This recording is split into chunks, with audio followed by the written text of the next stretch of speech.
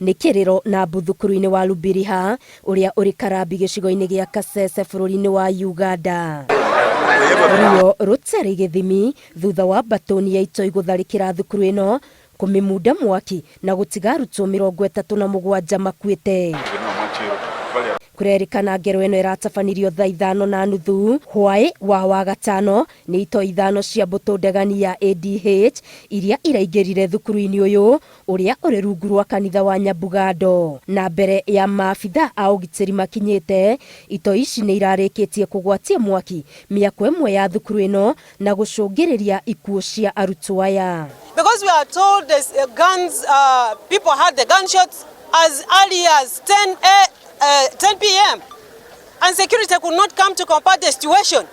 Now this time they come in thousands. Where have they been? Arutwo angĩ 8 maramũkĩra ũrigiti thibitarĩ-inĩ wa Bwira. Arutwo 3 nĩ marahotire kũhonokio, no 6 maranyitwo mĩgwate nĩ Itoi ici.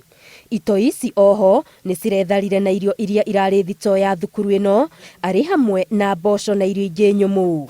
If they are telling us the borders are secured, security is tight, I want the security to tell us where they were when these killers came to kill our people. Makosa imetokea kwa watoto wetu kufa.